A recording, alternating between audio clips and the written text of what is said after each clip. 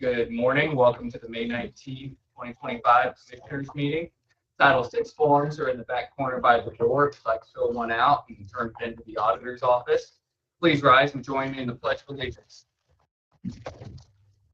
I pledge allegiance to the flag of the United States of America and to the republic which stands one nation under God, indivisible, with liberty and justice for all. Please remain standing and join Aaron Jackson in prayer. God our Father, gather today. By faith, we look beyond see to what you see. By faith, help us to reach for kind of community you are building for us, one filled with righteousness and love. Peace. By faith, Lord, help us to take up the tasks you have before us, to walk with you through them, strengthening those around us according to your grace. Thank you, Lord, for your kindness over us. Christ, we pray. Amen. Thanks, Jaron.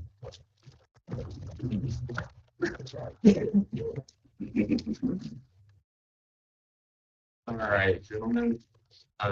First up on the agenda is a review of the May 5th meeting minutes. I have no questions. I make a motion to approve those. I'll second. All those in favor say aye. Those opposed? The May 5th meeting minutes are approved. Moving on to the executive session, May 12th minutes. Make a motion to approve those as well. Second. I would note just on the agenda, it does say May 24th. I think everything else is correct on that. Oh, that's it. Just on the agenda. Yeah. Oh, Yeah. But all those in favor say aye. Aye. And those opposed? Motion carries. Ding on to claims. Any questions on claim? I'd make a motion to approve. I'll second that. All those in favor say aye. Aye. Those opposed? Motion carries. Payroll for May 9th, 2025. I did have one thing. Christy, could you speak to the recorder's office as far as the work from home that happened? they asked, I can't remember if it was last year, I believe it was sometime. They asked for permission. They are scanning all of their documents. Preserved, and they had the option to either go out to have a company come in and actually company come in and do it, or one of their employees.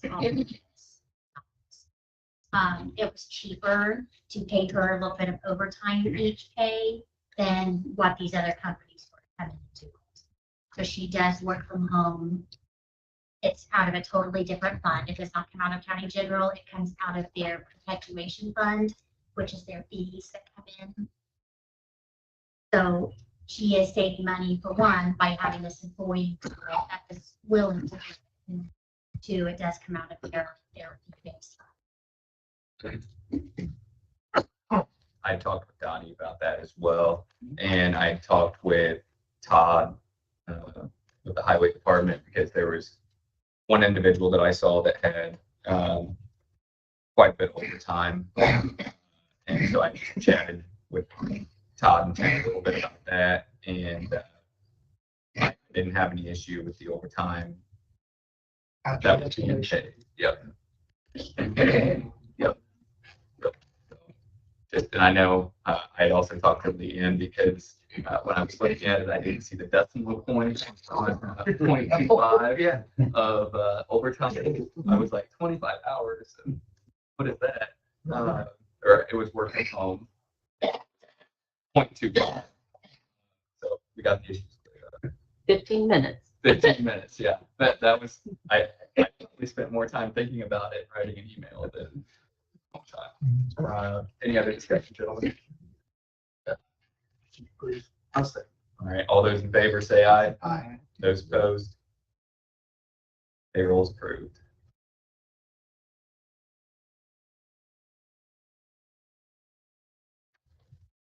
Thank you.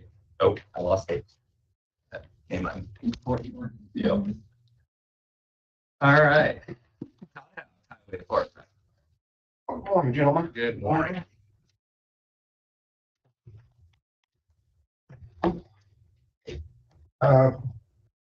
Short and sweet today. Maintenance, we've been doing patching, tree trimming, signs, spreading stone on some of the gravel roads. We had some storm damage Friday and Saturday with high winds, so had probably 5-6 guys came in, paid just to do some cleanup, clear roads. I also attended a IACS, or Association of Indiana Counties, meeting last Tuesday. It was on budget finance, about all the changes that are coming with the budget. I thought that was a pretty good meeting, good training for me. That's all I've got. Gentlemen, have anything for me? Just what I talked to you earlier with the gentleman I spoke to you about the roads. Yeah. That Jeremy and I asked you about last meeting. We want to make sure we look at those roads on 550 East and 200 South. I think it's 700 East. But those are, I got a chance to ride out there with him and just drive around. He's got some legitimate things. So I will get you the specifics. Okay. Between which roads those are. Those definitely need to look at. Right. Have you had time to get with the dump for our conversation? No, I tried to get a hold of, I went out to see Mark Fixman, and he wasn't there at the time, so I'm gonna get back out there and talk to him about tipping fees. Yeah. Yes. Yes. But I will get a hold of him. We're looking at that. That'll be a crucial point Try to make some progress with that. for getting 200 South. That'd be crucial. Before we get to, you have an price fleet still on. Yes. But before we get there, Todd, is there a method or a plan for your patching and going around and doing other maintenance? Because do you go systematically road by road? How many people are you putting out to work on that stuff? What's the process then? Process, normally we do assignment in the morning. Usually have a couple guys that run the hot box. And at times we either have 2 or 4 on the Durapatcher, and a specific roads that were called in that we go out and make repairs to. That's pretty much, we pothole patch with cold mix that's in the hot box. And then Durapatcher is basically liquid asphalt, and also sprayed with FC11s to activate to stick in those particular spots. Okay. So you're responding to areas where you get calls or complaints Yeah. from the community, or when we forward you an email that Right. we receive. Yeah. So if anything, we put it on the list. We might not get to it for a couple of days, but for the most part, only as far as those assignments, Tim does daily assignments. Normally it's taken care of the same day or the next day. So some of those repairs, they might require more, whether it be skip patching or something of that sort. So I think we're getting ready to do the community crossing grant 2025, and we have several roads on there for skip patching and wedge and overlay, because they're in too bad a shape to even chip seal. So we'll be starting that process as soon as we get globe line out to do those repairs. And basically then it'll, for the most part, it'll be there until we're ready to chip and seal over there. Any other questions before we move on to the part? I did have some questions. Some people were asking about some roads being paved, like Coy Road, 480, those being paved.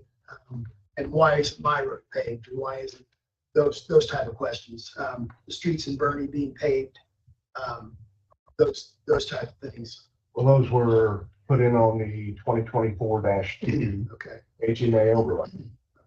We had some money left over, basically about 350,000. And those particular roads were bad shape. Okay. You know, they hadn't been any work done on any of those in several years, or at least I've only been here 6 altogether, but that was a good way to spend the money to take care of those small little towns, Letts, Forest Hill. I mean, just the impact for that community, I thought was huge. So, yeah, I get a lot of questions like that too.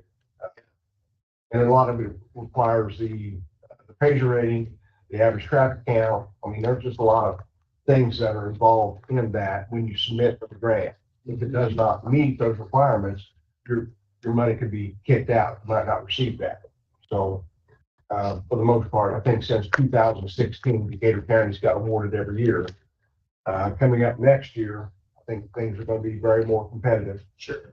Sure. We're splitting it up. They usually give out in each call. They have basically a call in January, then they have another call in June. And most of the time we go after the first call. And this year they wiped away the second call for 2025-2. They wiped it out.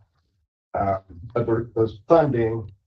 There's only going to be $100 million given out first call. After that, the remaining $100 million gets split up to the counties that have a wheel tax. And we have a wheel tax, so we'll be getting extra funds where Ripley County doesn't have a wheel tax. Some of the other counties that surround us, I don't think they have a wheel tax. But that'll be a lot more competitive. It used to be a prerequisite. You had to have a wheel tax to be able to I think the very first time that CCMG. it was, but it was a 50-50 split. Yes. You didn't have to have it. Right. So going forward, I don't think you have to have it. If you want just that first, That if you first only want round. that first round. The second Yeah. time you do. Yeah. Yeah. So, but for the most part, I think we're in pretty good shape. So typically in January, I think it comes out like the very first week in January, first Monday.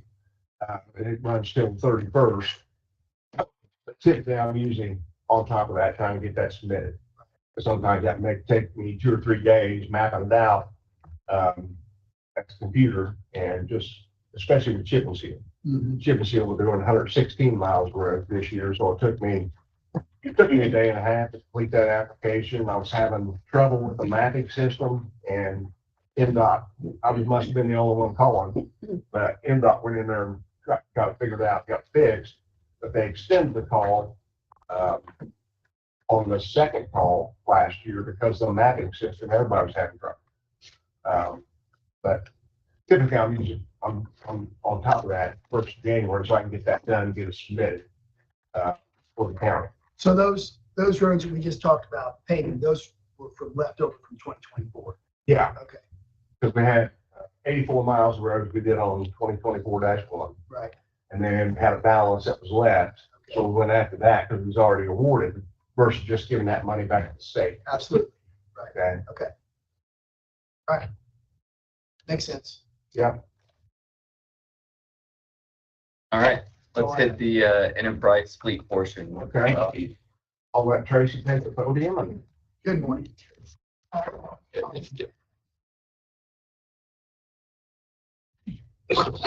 thanks for being here, Tracy. Yeah, thank you so much for having me. Yeah. For the opportunity. So my name is Tracy Benson. I am a client strategy manager with Enterprise Fleet Management. And I am currently your client strategy manager here for our County of Decatur. We are already working with Sheriff's Department. So Sheriff Rose. Good morning. And so the goal of the meeting here for me today is to bring on the Highway Department as well, and potentially Parks Department at some point too. So I've got some data at the back of this presentation I'll kind of go over, but just want to really kind of give you guys a general overview.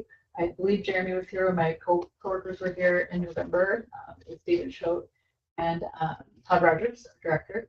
So they came out and gave a presentation, be approved, and so more or less, my whole purpose here today is just to bring on the other departments. And so if you guys want to look at the presentation there. First slide, there's just some of the other partners that we have. So we work with probably about 30 to 50 government accounts currently. And we are local here in Indiana. So that's really important. Make sure you're all aware of. So we are an arm of Enterprise Mobility. Most people know us as Enterprise Rental Car. So we are the largest purchaser of vehicles in North America. So we're really good at purchasing vehicles and really good at selling vehicles as well. If you look on the next slide, and just breaks that out, I showed you we have 60 local offices across the United States. So we are based here in Indiana. Our office is in Indianapolis, so you will have local representation helping with the account. So as I said, we're already working with the Sheriff's Department. So we would be meeting with the Parks and Highway Department as well, at least 2 to 3 times a year in person, really just to go over their budget, go over what their needs are, and just be a good partner to them as far as industry experts helping with acquisition. On the next slide, just kind of breaks out acquisition. Our plan really is to factory order vehicles. So we want to get in and order vehicles early when the manufacturers open up so we can get the best pricing and get incentives for the departments as well.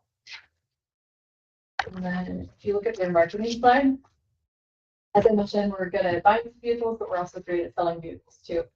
We have a team of remarketers, and that is all that they do is go out and sell our vehicles. So, Kelly Blue Book is typically retail. This shows that we're 109% over Black Book. Black Book is just our wholesale. So we do a pretty good job of selling vehicles for US. And then the next slide talks about safety. That's a big one. We do see there's a lot of aging vehicles. We want to be able to provide newer vehicles, safer vehicles that have all the updated technology to the county.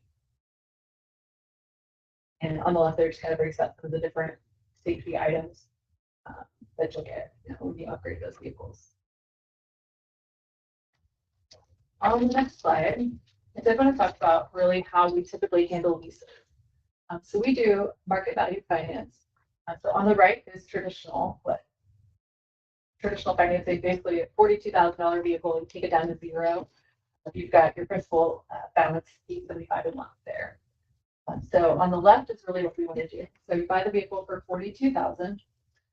We're going to just basically finance what you're going to use. We know with government vehicles, typically they're in the county. We're not putting a ton of mileage on the vehicles. Sheriffs will probably put more than what highway or potentially parks would put on there. So basically, we could sell that vehicle at the end. So we're just going to finance the portion that you're going to use. So we leave a $10,000 unpaid principal there. So take it down to $10,000. So you're just financing that $32,000, which lowers that monthly payment down. So basically at the end, we're going to sell that vehicle for $22,500. And then you'll get that $12,500 equity back after you pay out that $10,000 balance. And then that $12,500 equity you can use to roll into future vehicles. So that really helps to lower future payments or give you the opportunity to have a little more cash flow. So you can use that for upfit purposes on different vehicles, or you can use that for other projects throughout the county. Any questions about that? Not yet. All right, so the next slide is basically just fleet planning. So it just kind of breaks out. There's a lot of numbers on this page. So at the top there where it says average, this just kind of shows what your average, what you all are doing. So if you're buying 2 vehicles on average, you have a cash outlay of about 80K. And then equity, there's not a lot of equity in for equity because they're running them. Right. Right. So maintenance, fuel expenses, and fleet budget comes to about 222.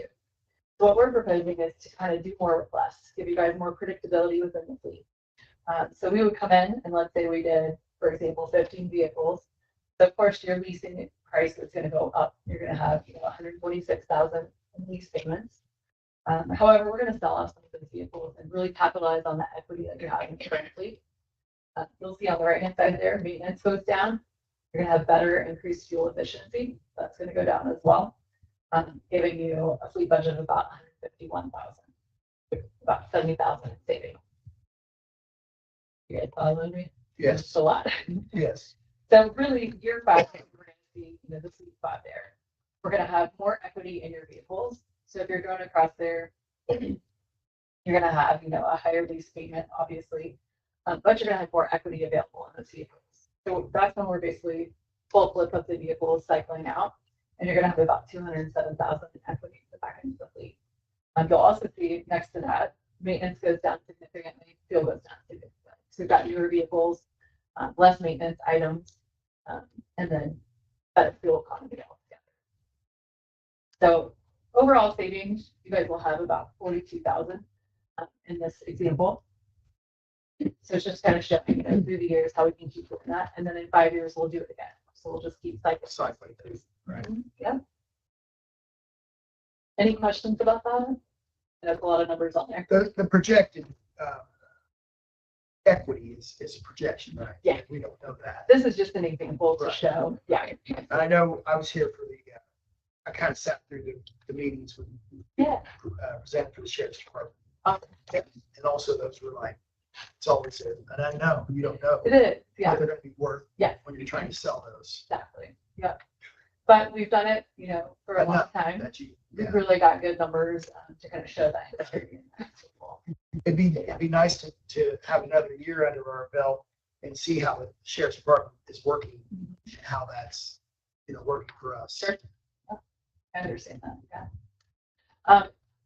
If you look on the next page, this is kind of menu pricing is what we call it. So really just showing the budget. So when Todd and Tim and I sat down, we kind of went through, spec'd out a couple of vehicles that they were looking at. So there's an F550 dump body and an F350 service utility body. I was just speaking with him too. I think he's only going to do possibly 3 of the service utility bodies rather than 2, and then only 1 dump body. So this would be kind of worst case scenario because we've got 2 dump bodies.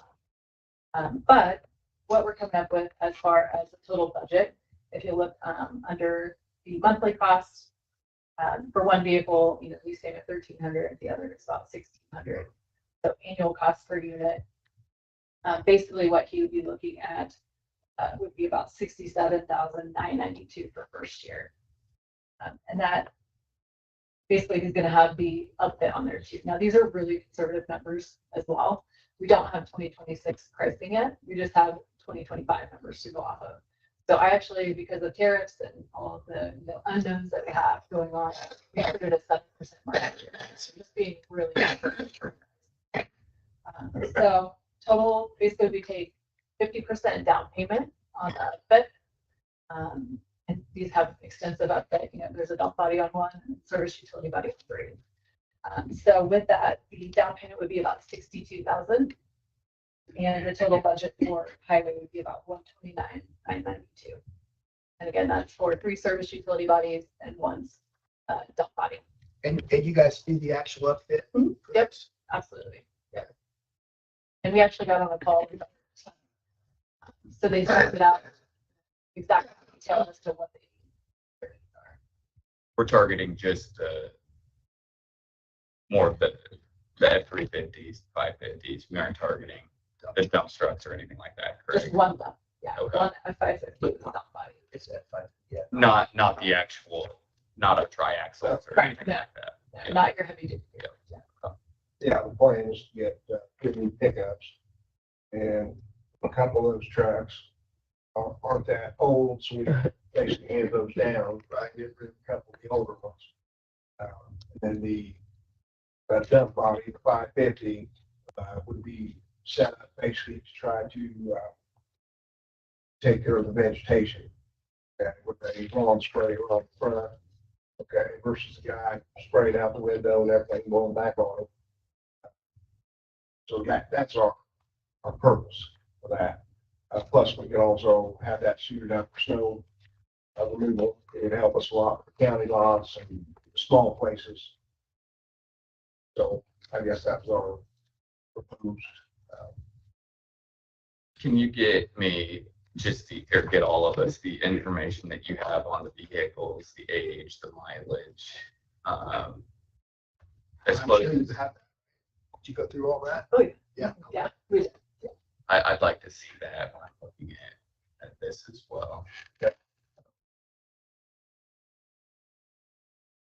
And then I included parks on there too, just one vehicle for them as well. So that would take the total budget if you include parks to about 139 per year. Just for one. I know you were here for the presentation. You said you listened in. Did anyone have questions about the program in general? I don't think so right now. I think from what I've heard from the sheriff's department, it seems like things are going well over there so far. So, We really enjoyed working with you stuff. yeah, I'll look at that stuff and then Yeah. I'll look forward to some more. Even just trying to prepare my budget for 2026. Basically, this would be part of the capital improvement. So I've kind of been working with those numbers. I've had several conversations with Christie on line items I need to add, where we can pay out of that fund and You're it's for restricted, that particular thing. unrestricted, being able to delineate those two. Do what? You're restricted and you're unrestricted, being able to delineate when you're using some of your funds. Yes. So, this is the third year for me on that budget, so it's a lot of that sunk in, some of the training I've been to, and the other counties I've talked to, how they do things too, so. Been working on my Form 1 that I printed out since the first of the year, take money out of this, move down here, so I don't have to keep doing transfers and additionals, just to make sure I'm good for my budget for the year. So, Like we said, that's really conservative. So once we have actual 2026 pricing from the manufacturers, we'll bring that back to talk at that point, that review again. Cool. Give me that info. We'll have it on the agenda for the next meeting, our first meeting in June. And then we can discuss it some more. You guys have any other questions or thoughts now? I don't think so. you need mileage and Yeah, mileage, age, general condition. Give me whatever information that you have. If there's something going on with one of the particular vehicles, let me know that. I mean, give me the honest assessment of the condition of each vehicle so that we kind of know where they are in your usage, your fleet. And actually what you're using it for, like Yeah. you're upfitting it, That'd be it has great, too. something on it. Yep. So we know what we're looking at. That way, I'm trying to gauge if you truly need to be looking at doing this for new vehicles right now, or is this a vehicle that we can run at 200,000 and it's going to be just fine because it doesn't get that much work? You know, I mean, that's what I'm looking at. So give me whatever information you have on each of the vehicles that are potentially up for going into this program. Awesome. Thank you. Guys. Thank you. All right, Mike Eggleston, Sheriff's Department, CIT. Morning. Good morning. Yeah, I promised you guys I'd come back and update you, so be careful what you wish for. No, the CIT is, we've been up and running since February 1st. To date, we have 77 calls for service. So if you calculate that out, you're looking at about 108 days of activity. And that's 77 calls. So it is working. Seen a reduction in trips to the ER, seen a reduction in trips and folks in the detention center. So the program is working. In addition to just law enforcement calls, we've actually been in the health department, as well as some of the other County community agencies. So it is it's really good to see the wraparound starting to work and starting to facilitate those. It's been a busy time. We had our first 40-hour CIT training in April. We were able to graduate 15 folks. A lot of them were from inside the sheriff's department, but we also had some folks from the school system, as well as some of our community partners go through that as well. So it's great to see that group get through. We will have another training in November, the 3rd through the 7th. I'm going to have come through be good. But the good thing about the way our partnerships are developing, because we are kind of a piece of a regional puzzle when it comes to CIT. We have some agreements in place with Rush and Shelby to where if they offer a course, we can get our folks into their classes, and vice versa, they can get folks in our classes. So in addition to the November course, Shelby County is doing one in February, which will allow me to kind of push our spring course into early June, and we can really target the school system.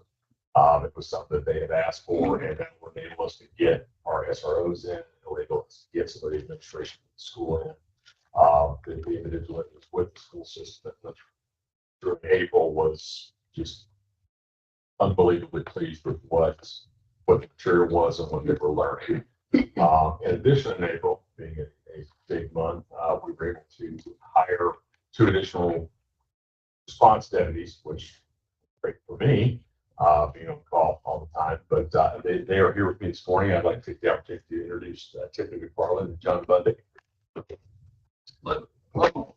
Thanks, guys. And they were in addition to our CIT LCS deputy that's more who's been working since February 1 with me. She's been doing a phenomenal job of programming, not only in the detention center and increasing the offerings that we have for our residents, but she's been able to respond with me and the team and really be an asset on scene for us. In addition, she's also been able to build relationships with a number of facilities in central Indiana that have given us the opportunity to get folks out of that criminal justice pipeline and into the facilities where they need to be. So all in all, it has been fantastic few months here. We're very much looking forward to the future as we go. And it's actually expanding outside of the community.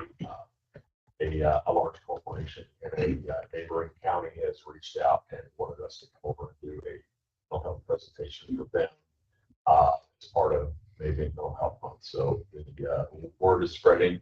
The work that we're doing is being noticed not only within the community but outside as well. So very proud about this.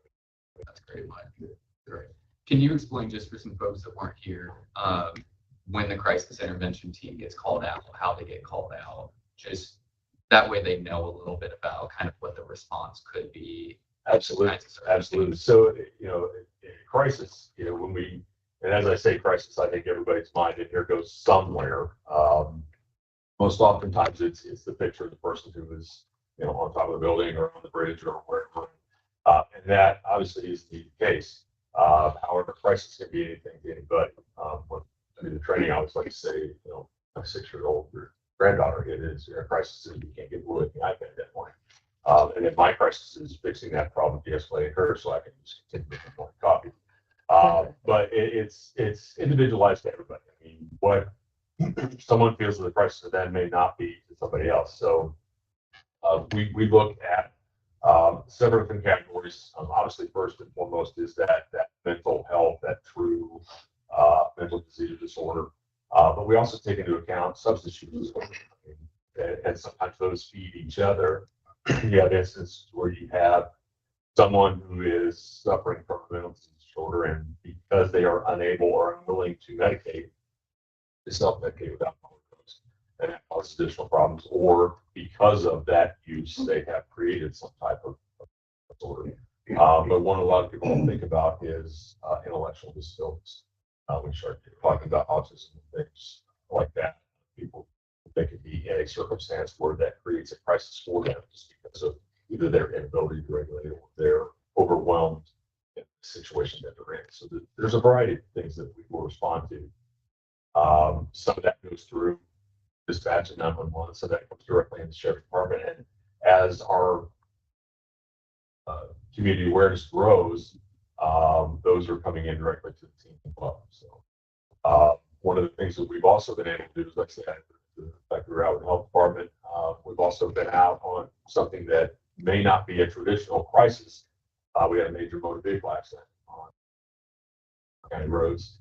We were able to go out and deal with not only the folks that were involved in the accident, but family members, friends that were calling in, keeping track of where everybody was going to be sent to the hospital. And it takes that burden off of the first responders there, whether it's fire, EMS, or police, gives them the ability to concentrate on what they're doing. And for us, something as simple as getting a parent transported to a hospital so they don't have to drive in their vehicle there, so they don't have to worry about where that is.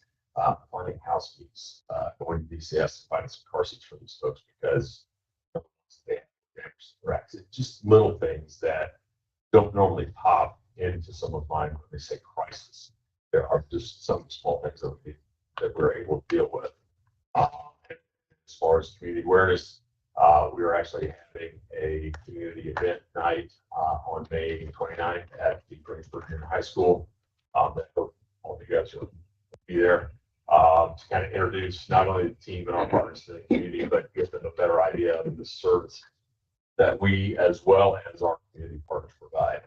Part of our training in April was a community resource panel, and I was very pleased to have about 25 representatives from the community come in and say, hey, this is what we have to offer.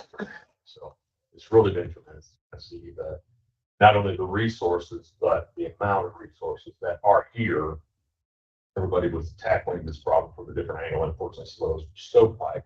So it's been very exciting to get those resources all together on the same page. And one of our goals through that is to produce a document that is not only available to all the responders in the county, but to the residents as well, so that they know what services are here, how to get a hold of them, how to get a hold of us, and what they need to do with any assistance. Great. So call dispatch if somebody needs something. Call dispatch if somebody needs something. John, Tiffany, you guys, as new CIT officers, how's it going? So well, sir. So I've had some experience in CIT, and I think how we're doing things here are going really well. We've had a lot of really positive community interaction. Like it said, good support from the agencies and interaction there. I'm not from Decatur County, and so it's been being here and working here. It's been, again, really positive community part of. We're really excited about how to help our neighbors really well.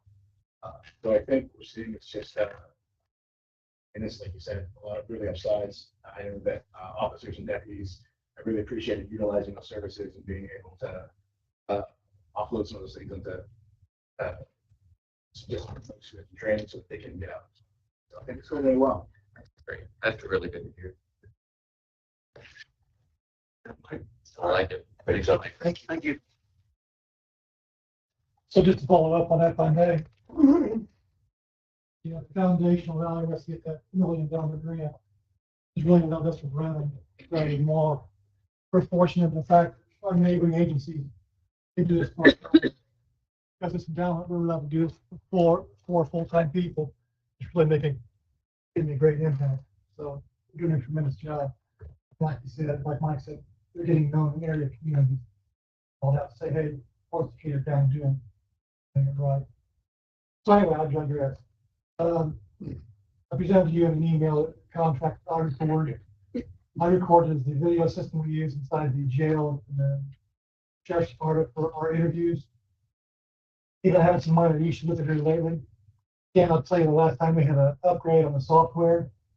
The contract I presented to you for your approval is upgrade the software, but also to add a second camera in each interview room. Currently we have one camera. That is not best practice by any means for law enforcement because we got a blind spot in the room. What I'm asking for is the approval to enter this contract, upgrade the software, and add cameras in our interview room. A total of $17,526, I believe it is.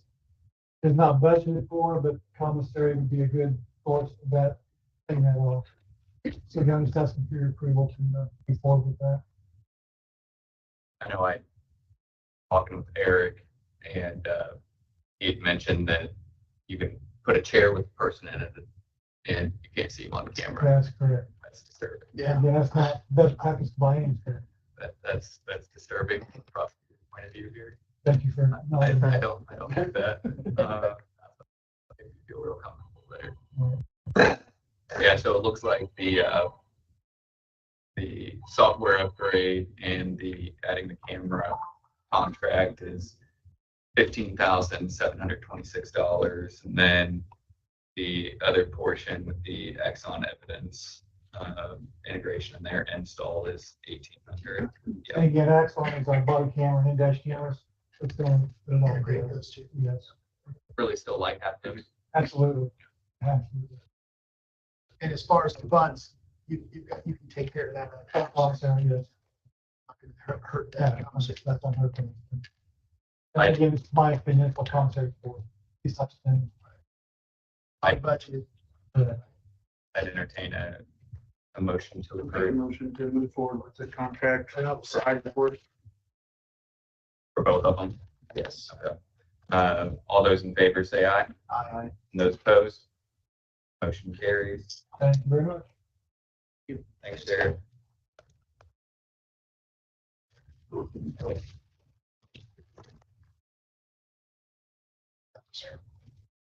They're new, they already know what to do. That's quick.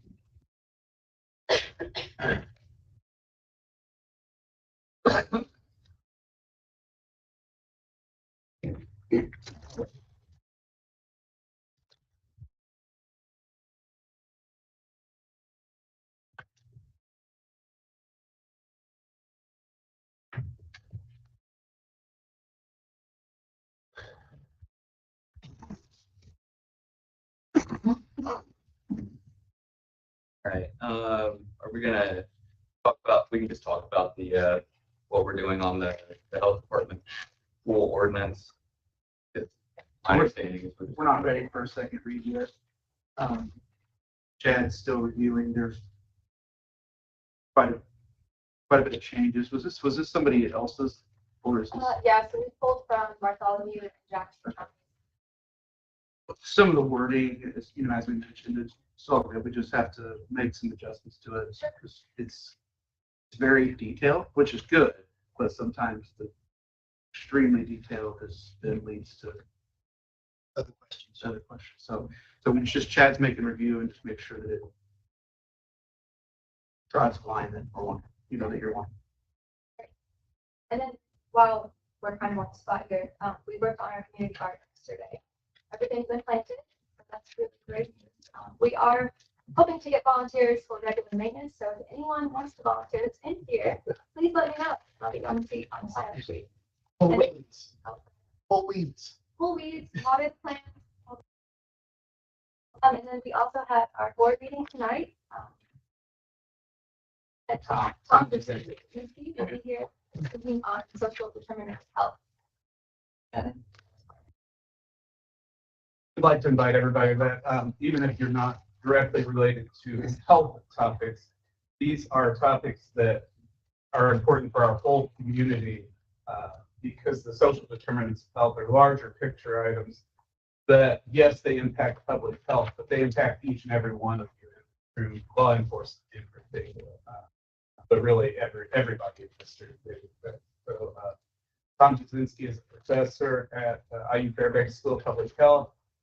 Very knowledgeable, and he's going to come down and talk about stuff. So I really would encourage you to attend at 7 p.m. tonight, please. Thank you. And we'll get with you more on that. We'll get some clarification there. All right, insurance renewal. Kevin, Steve.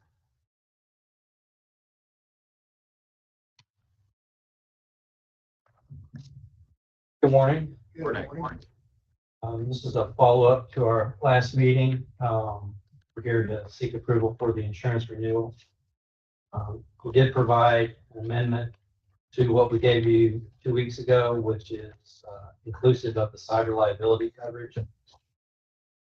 We did get a very favorable quote from Tokyo Marine HCC for that coverage. So the revision on the pricing reflects the cyber liability amendment.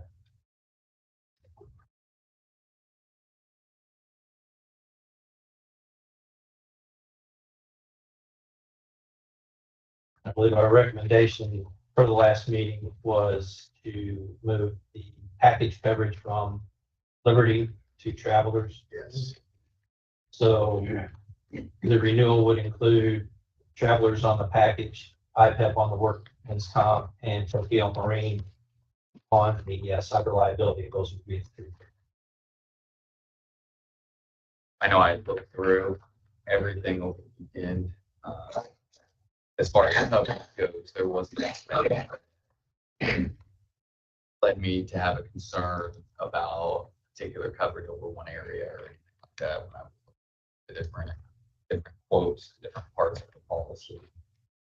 And definitely travelers. Yeah. Looks like the better way to go, for sure. I agree. I think the one clarification we wanted to make, Kevin brought this up to me. I'm not sure who had the question, but with regard to the improvements that were done to the ball fields, the artificial turf. Yeah, we'll talk about Yeah, so there is a way that we need to schedule that on the policy as a designated property. So we'll make sure that that is all done at the values that you guys have invested in those.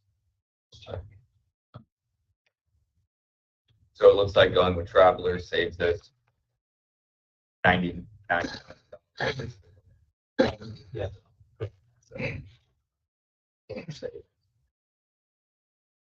So I entertain a motion then to go ahead and accept the quote from the Travelers, IPEP Travelers and the HCC. I'll make that motion.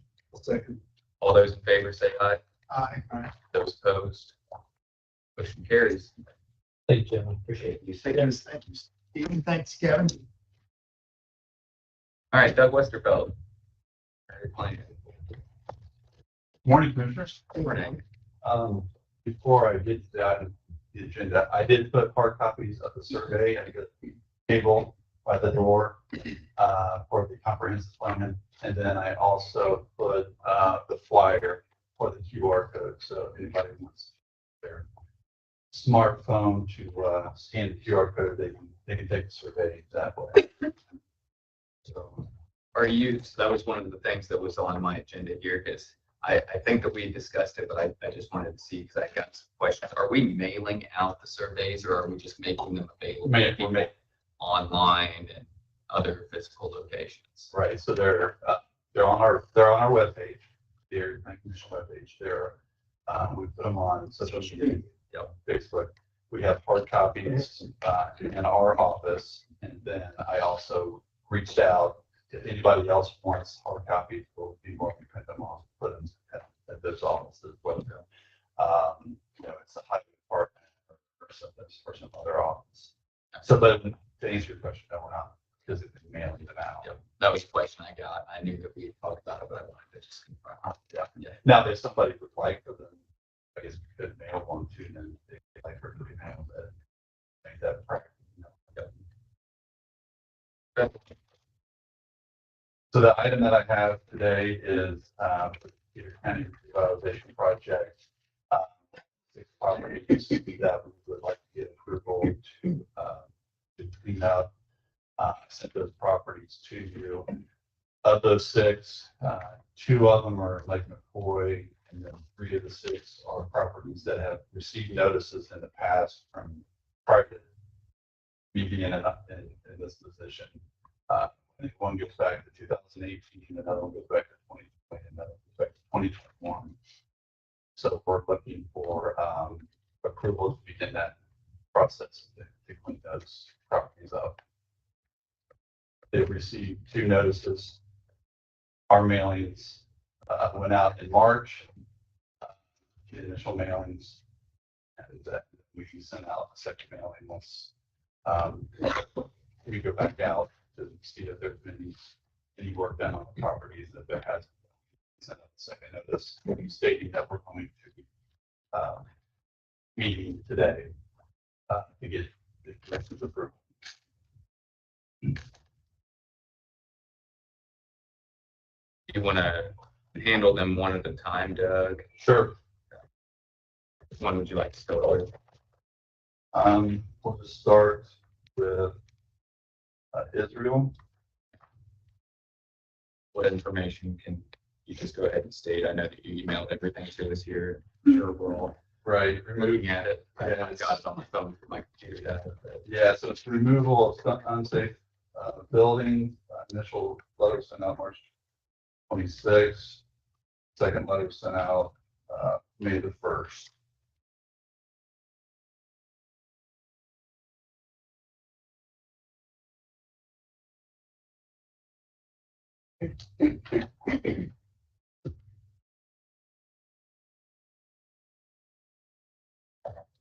So it looks like the areas that were cited, the home vacant. The, Yes, it is.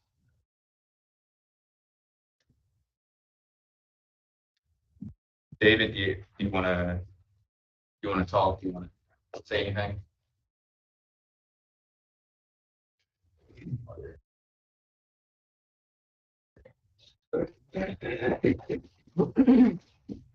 Some shook us.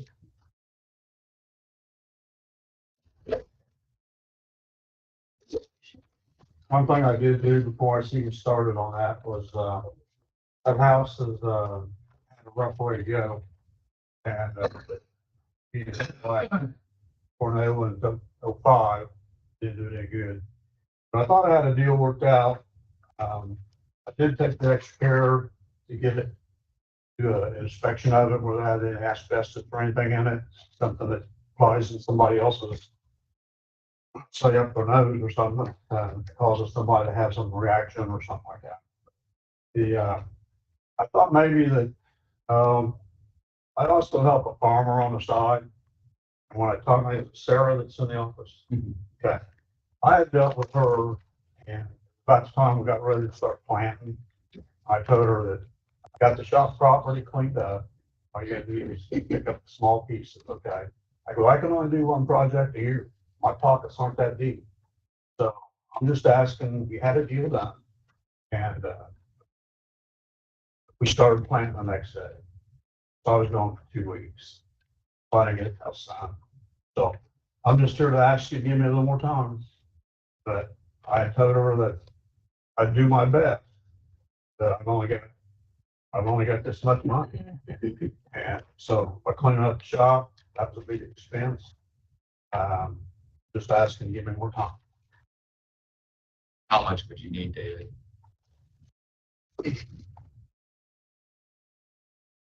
I'd like to have about 4 months, to be honest.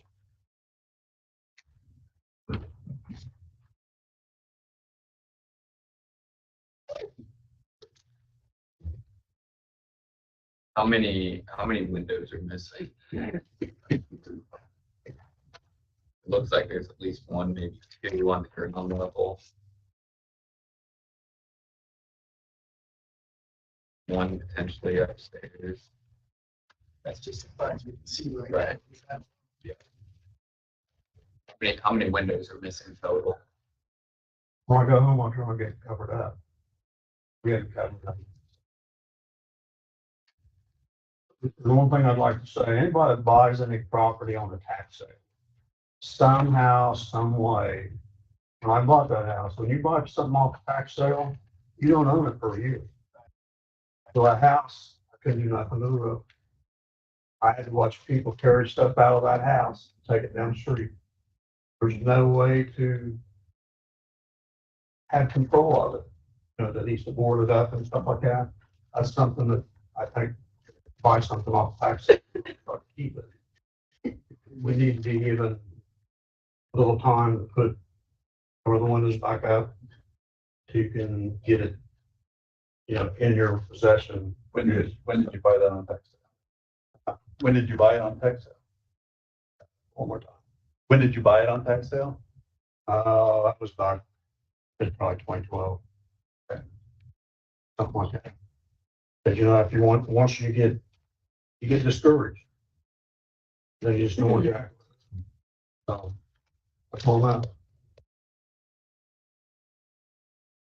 What is, David, what's the plan? Is it to refurbish the house or Do what? are you gonna like refurbish the house or No, we're probably just gonna tear it down?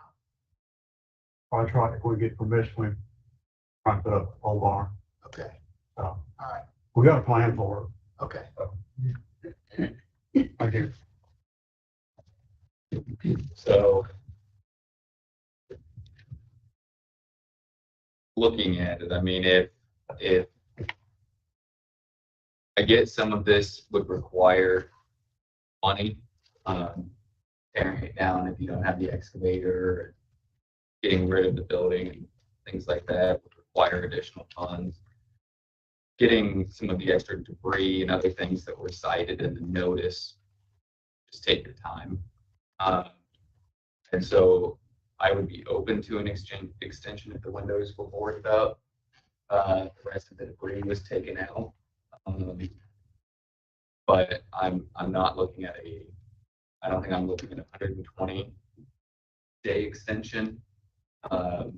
I would be looking at more of a 30-day extension, come back and see where we're at to see if things have been done.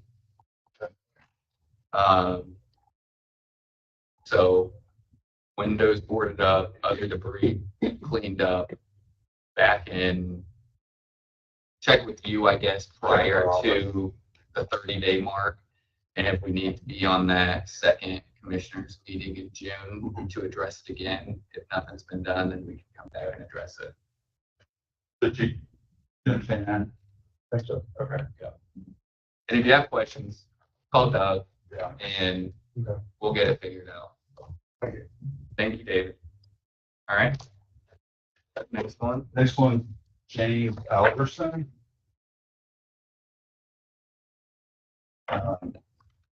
Accumulation of litter, trash, junk. This one that has received letters, previous letters from 2022, it looks like. 2018, first letter went out. To remove trash and debris. Then we sent a letter out in February, and then repeated, sent out another letter in May 1st. Any action you all taken on it? Mr. Alverson. Yes, can I speak? Sure. Sure. He has called a contractor in to put a pole barn up to try to remedy the extra stuff like out on the property. And they have not approved. Area plan did not approve for that to be built, so that is where it is standing, like a stopping point. We request permission to go ahead and put the pole barn up to, like, I mean, that's our solution, you know? And also, until recently, he hasn't had any help. His health has been on his decline, but me and my fiance are willing to step in and help him do whatever he needs to get the place cleaned up. But the pole barn was to be built on 2 parcels. So it needs to be surveyed to a 1 parcel. So that is having it resurveyed is the enable. Sounds like you have a means to get there. Well, we're surveys with, we contracted that back in October. Your survey, Next year. your survey back in Yeah, October. Who'd you go with? the company here, whoever it is. Jolie? Yeah. Have you, what efforts have you made to contact Mr. Sholey or, Whatever I made, but I mean, as far as contacting him, you see why your survey hasn't been done yet. well, it got cold there through the winter, and they put me on the back burner, and that's the last I've heard. I know that his timeline right now, if you would call today, it's August. So August ABC meeting. well, No, survey. survey, Survey. yeah. If you were to call Amy today, the survey, it's August is probably where he's at right now. If we can get the property cleaned up as much as possible without having to place and put anything like the buckets, the tires, those kind of things, we can remedy that. When I look at it, here, it talks about debris and a lot of stuff that needs just cleaned up. Not necessarily full building's gonna fix that. Right. Right, we're willing to work on that. But we are requesting a 6 month to a year extension for the pole barn. I don't know, David.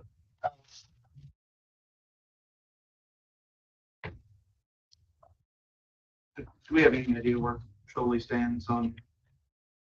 He was On contacted. this project, Yeah, I know that's not. Just, I didn't know if you knew. he hasn't said anything about this particular project. We're waiting on him to get the permits through them. Put the barn up.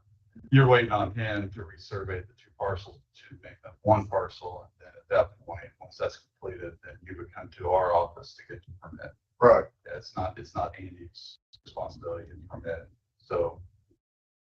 I understand that. I know some of the notes that we have here from the file were from August of 22, where you stated, Mr. Albertson, that your plan was to put this building up back in 22, and we were almost 3 years after the date of this information, and we're still waiting on this same thing. Gravel. You're I correct. got the pad board that was, Okay. that, stopped it. They said you can't put a pole up. Yeah, the building's actually started. That's why I got called a parking lot. Pardon me. I got a question while we're on the subject. The Sure. parking's unincorporated. Yes. What's that do? Obviously nothing, because we're following the same ordinance as Greensburg is. But you're following the ordinances of the The county, county. Decatur County ordinances, because Bernie's not incorporated. If Bernie was incorporated, then you would follow the ordinances of Bernie. So sanitation wise, it's healthier to start a hog lot in my backyard than it is to park a used car. We wouldn't approve a hog lot in your backyard. Approve that.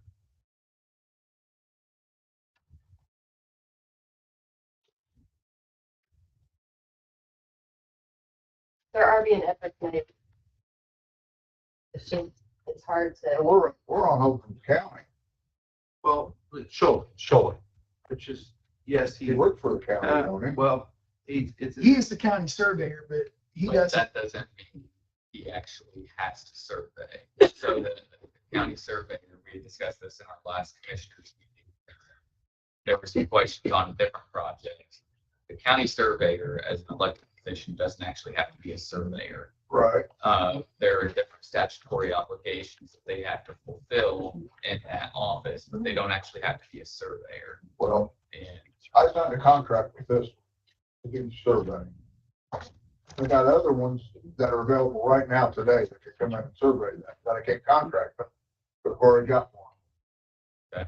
well, you might want to contact Sholey and talk to him about that. That sounds like a problem that you have with him. But I mean, I'd be willing to discuss a 30-day thing to deal with the debris again here, that we need to see appreciable, actual project progress in the debris. And then I'd like to see an Do they update. have a picture of the debris? Yeah, we have pictures. Of the cars? That's pictures of the cars as well. And so I'd like to see that appreciable change in where we're at with the debris. And then I'd also like to hear an update on where you are with getting the survey done, whether you're staying with Sholey or you're going to someone else to get that process going. I have a question. Yes, ma'am. Can the car stay as long as we get the rest of the property cleaned up and so we get the pole barn built? They have to be licensed and registered. They're not licensed and registered, and Why? that's the ordinance. It's on private property. And that's what the building is to be made for, to get vehicles to go in. Yeah, that's how the ordinance reads. They have to be licensed and registered. Now we got the state law.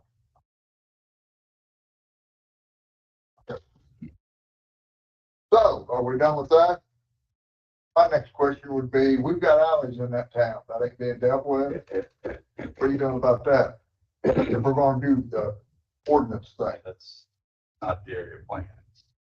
I mean, that's not what about the sidewalk? the area plan. What about the flooding?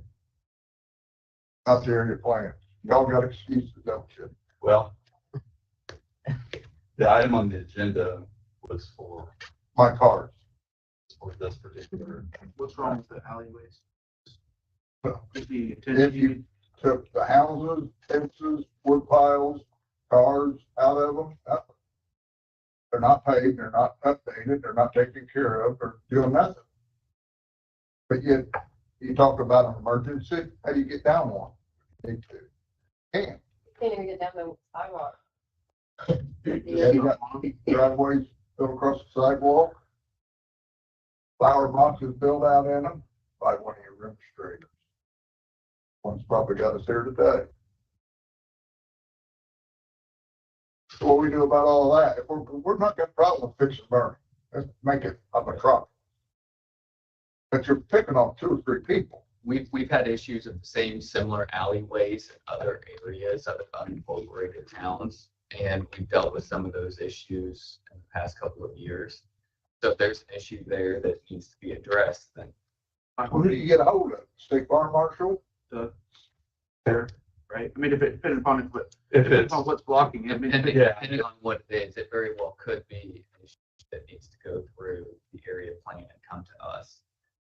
But again, that's not something, we need more information to be able to hear what you have to say, look at it, do our research on it, and then we'll make our decision. Just having you say it here today, when we didn't have any of that prior information, we can't do that. And so if there is an issue there and it needs to be addressed, and just take those steps, talk to Doug, see if it's something that area plan does need to deal with.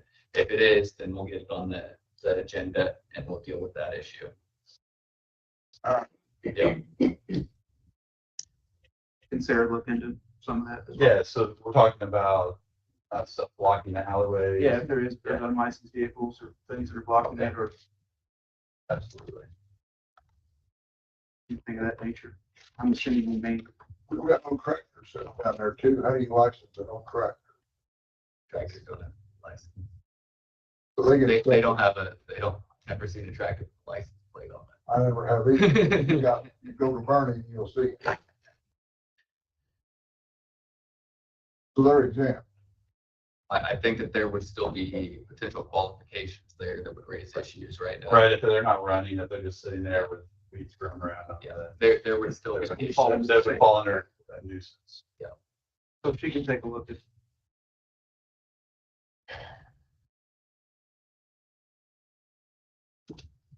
So we're gonna do 30-day extension. Yep. And we'll get an update, then we'll test the county. Do I gotta come over and fill out a complaint or whatever on the alley, sidewalks and all that? Or I'll have Sarah take a look.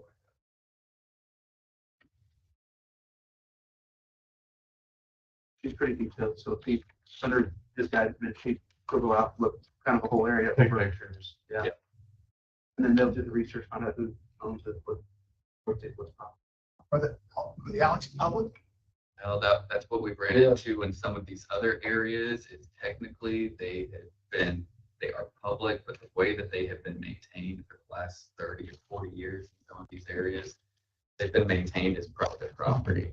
They've included, fences have been built, But they've never been officially vacated. you wouldn't know it was actually an alleyway. The way that some of these, not just in Bernie, but in other smaller communities, but they won't open. the way they've been used, yeah. So it's depending on where it's at and the alleys, it's an issue. All right, Doug, next one. Next one, James Moss. Accumulation of litter, public nuisance, and abandoned vehicles. We sent out, initial letter was sent out February. Since I've been in that position, and then the second letter, May 1st. There were letters that have gone out since August of 2021 concerning Mr. Moss's property.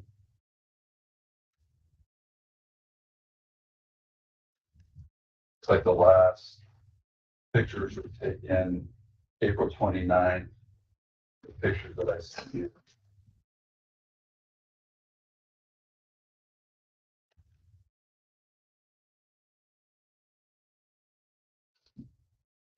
Mr. Moss did come in and mention building a fence. You want to elaborate on that? Sure. Mr. Moss, go ahead. Well, since I've received this notice,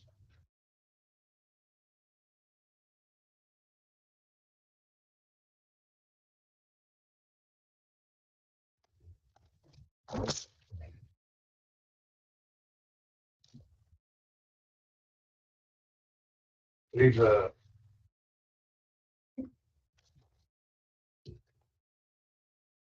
guys got this picture? We did. Yes. You see this high fence? Yep. Yep. We've extended that on down, on back to our steel building. And we understand that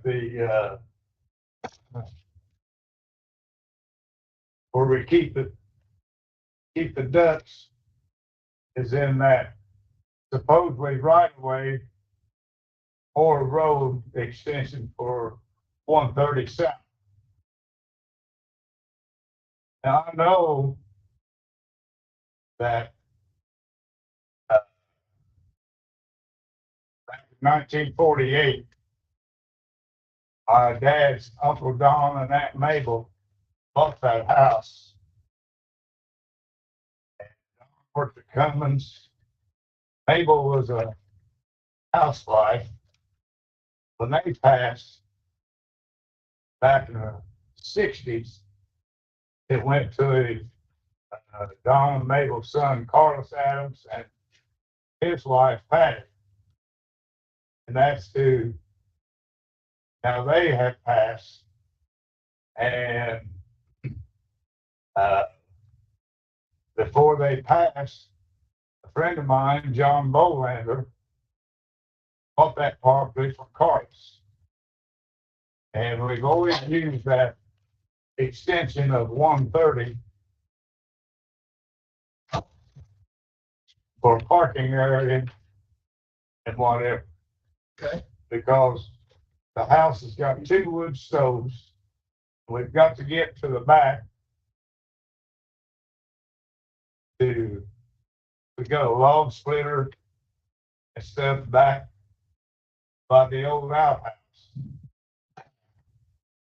John Bolander passed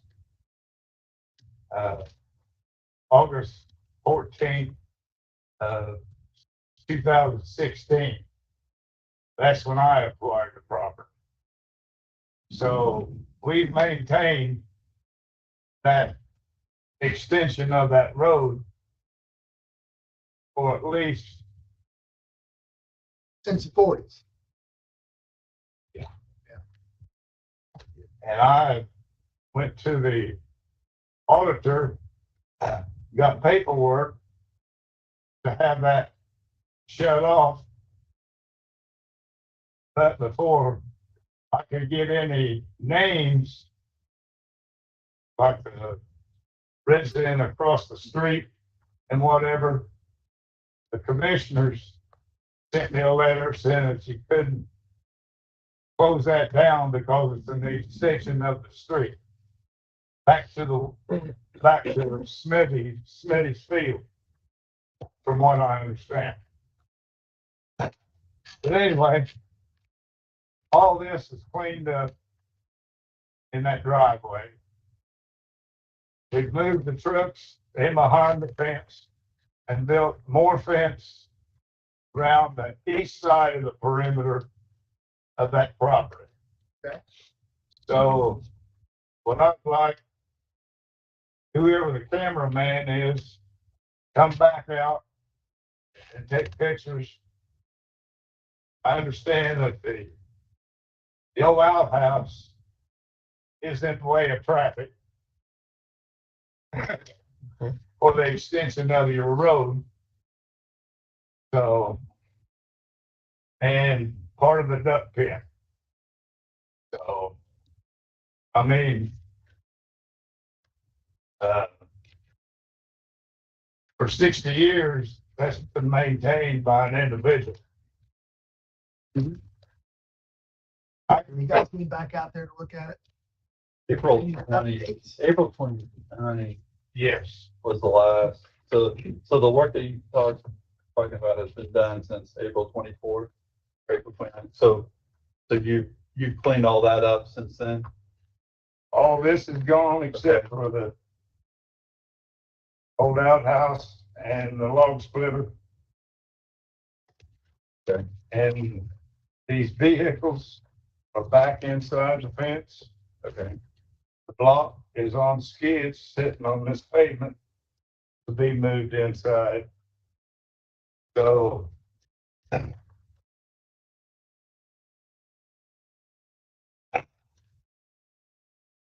We can go back out and go back out and reevaluate.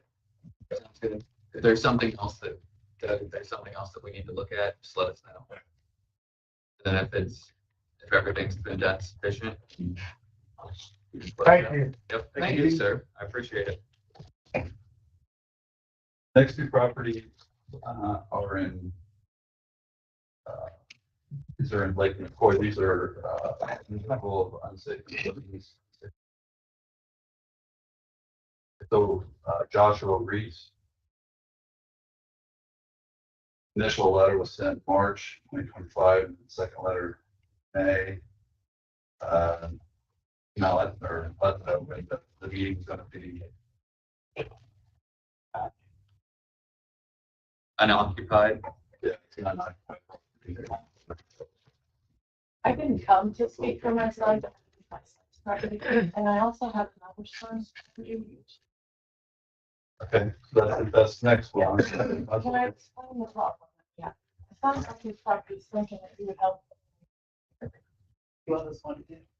Okay, so when we got the beacon thing from the courthouse, there's only this much of the house that they want to tear down. It's on my son's property. The property lines are so messed up. So to make a long story short, he didn't want to put a bunch of money in something. Not his, it belongs to the neighbor. There's a shed there. That's who owns it on your next line. We don't really know what to do. On the paper, we don't know, like, So I have Joshua and Richard.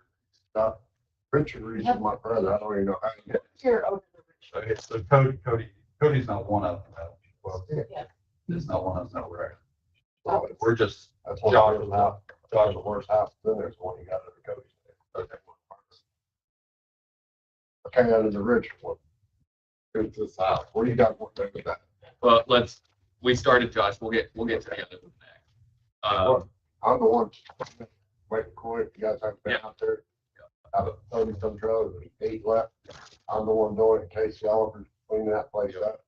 And I know you guys are doing a lot of work out there. I was on the call the other night with Bev where we're trying to get your board stood up again so that some of these decisions can start coming down.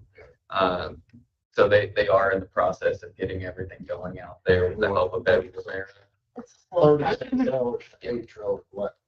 Things have definitely taken a very positive turn over And the last no year. funding from nobody, it's Yeah. just people who live there are concerned about it. Volunteering. Yeah, I mean, I'm really proud of the work that you guys have been doing out there. It's Thank you. Captain Josh Reese Scott, we're in the process of getting that tore down. We're trying to get the front row of that lake cleared out before we get up into the woods. and That's exactly what. We're going to take the cabin down. Okay. property lines are an issue out there Yeah. because they can't even find the original survey order to start with. And so then going in and trying to find the property lines has proven to be an insurmountable task. What's after beacons off too? Yeah, Yeah. Beacon's off by a couple feet here and there. And so, I mean, it's, Those property lines have been an issue. yes. I believe Andy did a survey somewhat close to there. Might have found a marker that he could go off of. To get back with them. That would help that situation. Yeah, remedy the situation. But The plan is for you to remove that cabin and install I mean, that's when. On Josh's. Out. Yeah. Yeah, on Josh's. That one's not livable at all. So what's your timeline? I mean, trying to clean up 8 more trailers. Uh, I guess, we're trying to do as quick as we can. I guess, Just stop doing. I guess what Doug's asking is like a priority. Can we put this cabin first before the other trailers? And maybe prioritize that first? We just didn't because it wasn't on the water side and you can't see where it's at. I understand. Yeah. I get that. I understand where you're coming from at that point. But as the APC, they're asking to take care of this. Can we prioritize that up, move that up? Yeah, Maybe take care of that. We'll go over and push it over today, clean it up. Okay. Thank you. Thank you. Thank you. Thank you, sir. So what we'll do is 30 days, we'll go back and Right. and see the work that's been done. But yeah, they have been done. Just since I've been in this position, working there. Good job. We've done that 10 years. Just now, so. It's a good thing. And I take time. I do appreciate you guys. All right, let's do the Richard Reese one then. Since we're Richard Reese, property at Lake McCoy, removal of home, remove e-home off the premises, trash free. Hazardous materials on the property. This looks like it's This next is door. the same Joe. picture as, I've got the same photos, Joshua. Yeah, they're side by side. Side by side. All right. That house is structurally perfect. Nothing wrong with just missing a window, got the door off. Other than that, the house is solid. We bought the house because we followed my son was. And found out you guys own 20 feet of the house. The ones that the County township commissioner bought. tore down the house next to it. The township. Washington. Township. Well, township. Washington Township. County Commissioners don't. The township owns 20%, 40 feet into that house, into the bedroom. It's just like the other one. We don't have. I don't know what. I am sure that if you talk to Bev about it, I don't want to speak. Bever Bears. I talked to Bev about it. She says the house is fine. But definitely live in it. Okay. She said the house is fine. Can't put money into something if it's on someone else. And the tax on that place is crazy. Yeah. I mean, it's not livable. It's got no drywall, no insulation, no electric wire, just outside structurally sound. Is that a building that you're wanting to tear down? It's a building I can want. Okay. Taxes like $4,000 a year. And Do you want to just remove it? Huh? Do you want to remove it? I can remove it. Do you want to? I'm not gonna pay to remove it. First of all, you guys got it in I bought it at auction. I'm Gary Reese. Got stuck at place in my brother's name, Richard Reese. He lives in North Carolina. Well, that's why. So it ain't never been in my name. Somehow he owns my house. I live in out there on water. He owns it. Somehow you guys stuck this house in his name down there. I bought it at auction. We want to get his name I off. didn't get his name off of it somehow. Yeah, that's definitely something. You don't even know anything about house or anything.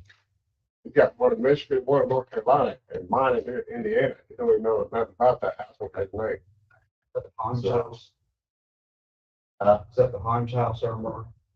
No. Okay. All right, so that's a separate issue.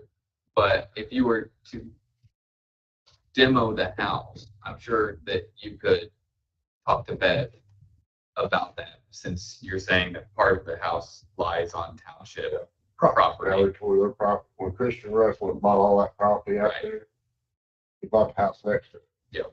Which I was trying to get it because I wanted that whole top of that hill. Sure. Well, I came to find out there was like 20 foot into that house, which I talked to Beth about. I said, you want to tear 20 foot of that house off so it's on your property?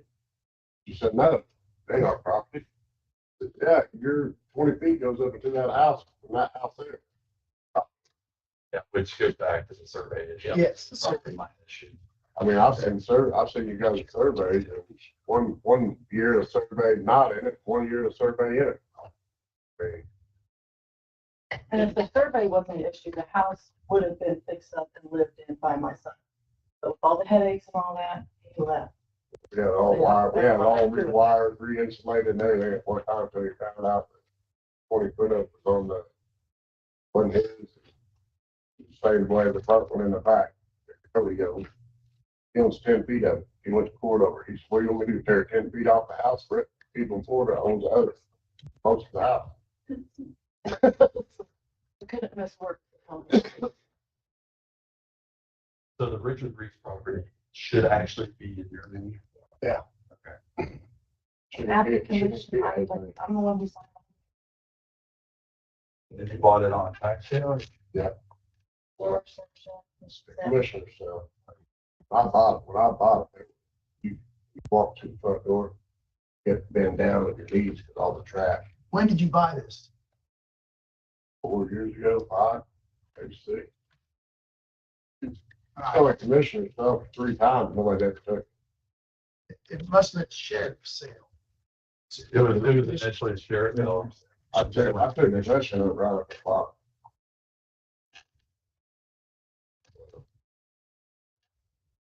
But there's still an issue with property taxes on it. Oh, yeah.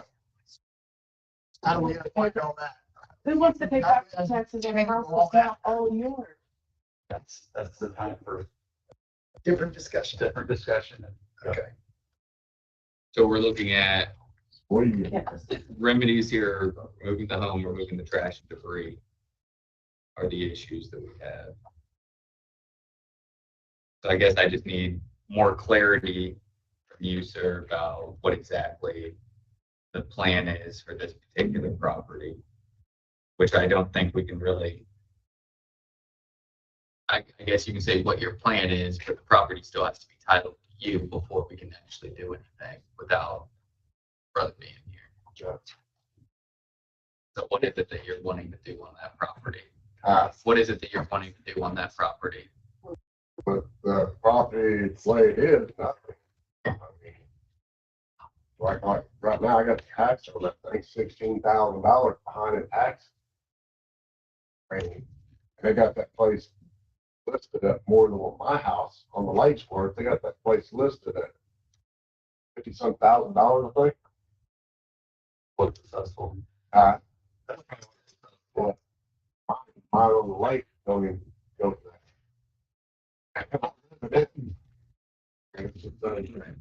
None of it makes any sense. I'm just trying to. The back taxes.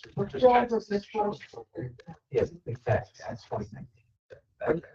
So I think honestly, I don't feel comfortable doing anything on it since we might have a owner title issue there, Doug. So I think we probably need to set that one back. Okay. Look at it, and then we can reassess. I mean, I could tear it down.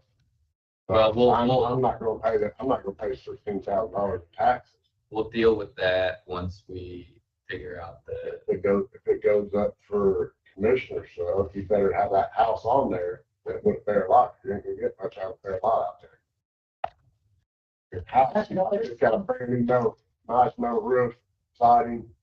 It's one window and a door. And inside me, and I mean, the house structurally sound. So, yeah, Josh Reese is will tear it down. Then the other issue is transferring it, the taxes would have to be paid. Right. In order to transfer it to somebody else. It It can't, should have never been in there. it should never been his name. You got that, you got messed up here. Yeah, we'll have that's not- we'll have to look into that, because if there was some type of clerical error or Right. side or something like that, Right. then we'll just have to deal with that. Right. It wouldn't be eliminating back taxes. Right. But as far as the transfer, we'll have to look into exactly what the paperwork says. That was when it was deeded and everything like that. Yeah, I mean, it's $19,000 a quarter, if you have a heart attack. Yeah. I would too. Yes, sir. Intentions was good. I just want you guys to know, the Yep. intentions was good. It was gonna buy the properties, but it's not, the line being on that. Well, we can side. tell that that's what your guys' intent is from the other work that's been So do I need to go to the parts off there, try to get this stuff changed around, or? Bill, I think They that, buy it on tax sale? So would that be? I just know it's a sale. It'd be in the auditor's office. and we need to see the deed from the reporter's office. Yeah, Call that. Yeah. Well, I need to. So thank you on Joshua. You're gonna take care of that, right? Richard Reese property, I think we put a hold on that till we figure out the ownership, taxes and all of that. that was. So wait to hear from Doug. Doug will do a little research on that. Okay? Does that make sense? But the auditor's office is your point of contact for Yeah, for the transfer of the property. So you got Ricky Grease on the house with Carrie Grease on. Yeah. Hey, Which is you. yeah, I'm supposed to be Richard Reese ain't supposed to be all this stuff. Okay. I think as just make contact with the auditor's office and start that process. Doug's gonna start his, looking into the property ownership and all that. So, I'll get with that. yes. Well, And the Washington Township trustee and work together to try to figure this out. Thank you for your help. Yes. Thank you for all the help. Yeah. They don't have enough Cody Grease house out there. Got others. Well, I've got, Well, it hasn't got to this point. So if, I'll pull the file, then I'll get with you on that one. let's see what you can do. That house, rest of the house, a whole bunch. He told me to turn 10 feet off the side up there. Thanks for coming in. Thank you. Thank you. Yes. All right. Okay, I want. Smith, James and Bonnie Smith, Bane of vehicle, accumulation splitter, back to 2020. When we initially started sending letters, to the Smiths to clean up, This is Westport, right, Doug? yes, like south of Westport, yeah, on 857.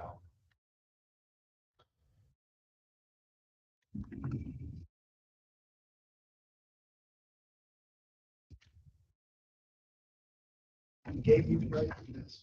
Just want to have the vehicle go alongside the road too. Yeah. In the road at one We, point. we, We get complaints that the vehicles are in the middle of the road, and people keep passing through because the vehicles are in the middle of the road. we were, I think, dealing with this one last year. See, it goes back to 2020, like Doug said.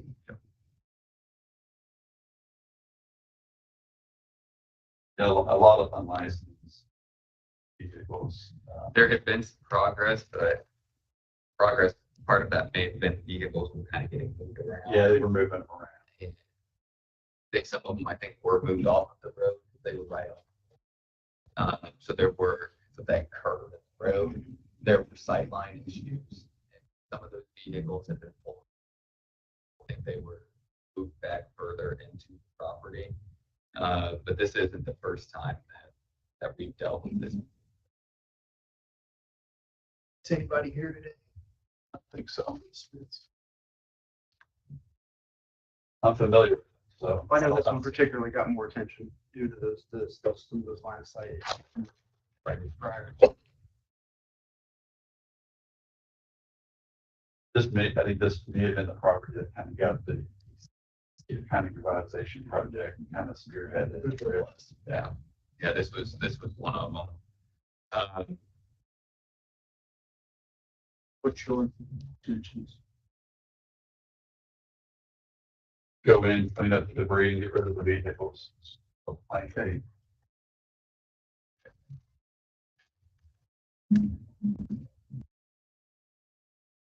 Personally, with where I'm at, this one's had the opportunities. 5 years. We've been down this road extensively already. So I think on this one, I think we go ahead. Forward. I agree. All right. So, Bills in motion.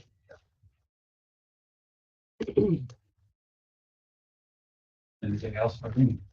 hang on one thing. I got another question for you. You can go ahead. Yeah, go ahead. We talked about those containers.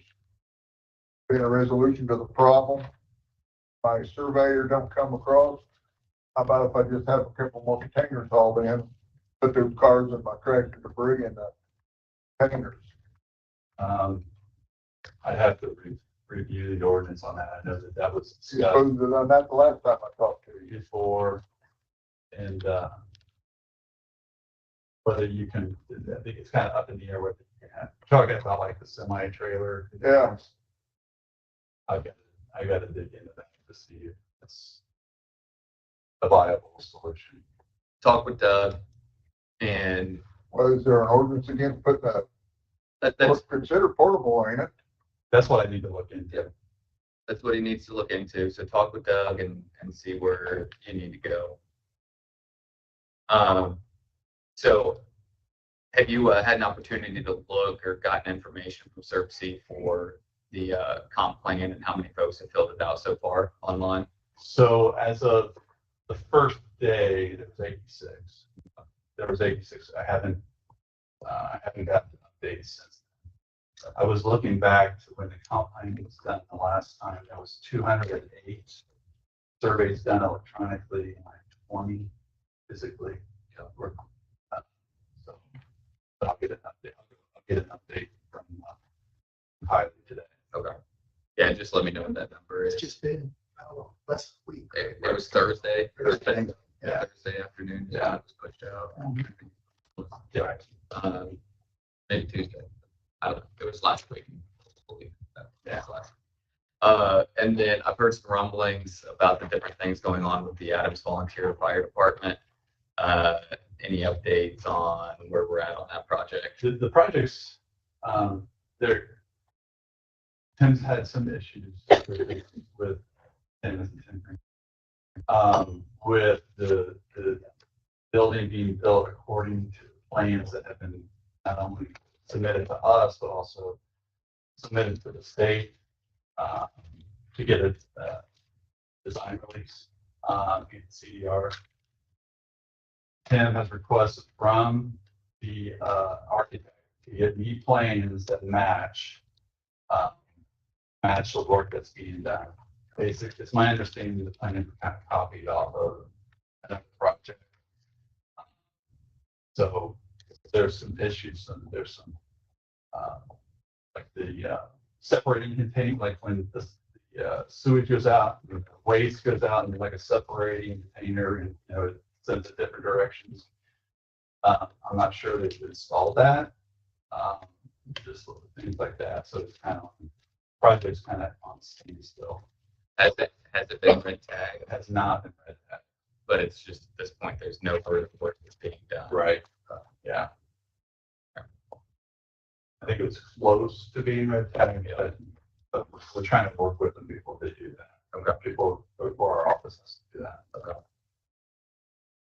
Anything else, guys? All right. Thank you, Doug. All right. Leanne?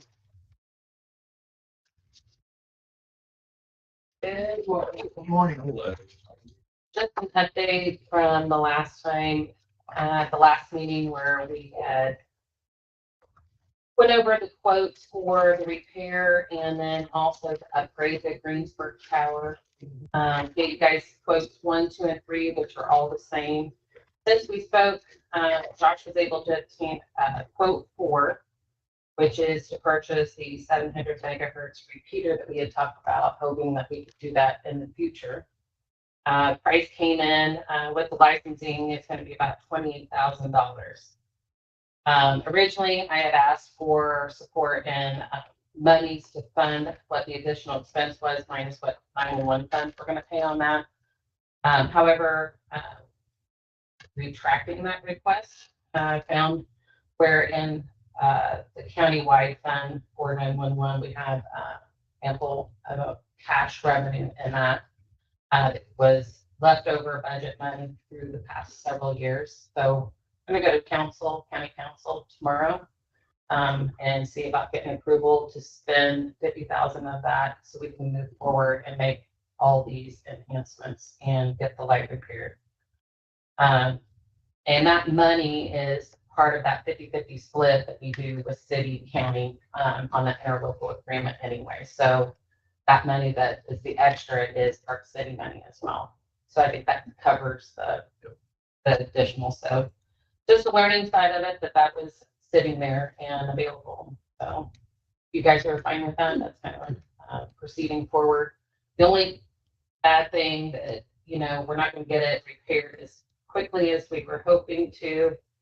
The vendor stated that to order the equipment, it's going to take about 3 weeks just to get the equipment. After speaking with the auditor's office, they said it would be a 10-day advertisement for switching those appropriation funds. Even though that money's there, we still have to have it appropriated. So even tomorrow is not going to be ample time to present it in June. And then it's another 3-week delay for our equipment to come in once I get them to go ahead. So we're looking at probably September before we can even get that fixed. Is there any way that you can use your funds, your 911 funds that you were originally using as part of the emergency piece in order to purchase the equipment? And then to labor out of the rest? So Labor and some of the other work. I mean, at least get whatever the longest lead time equipment is on order. well, I can, but the whole point of doing this all at the same time is to save in that the labor to climb I that meant network. just to buy the equipment. What it's saying is get it in order. Yeah. Now, we're not worried about going back to. Well, I think I've also got possibly, I don't have it in equipment. Do you know if I have to advertise if I move money from fund to fund?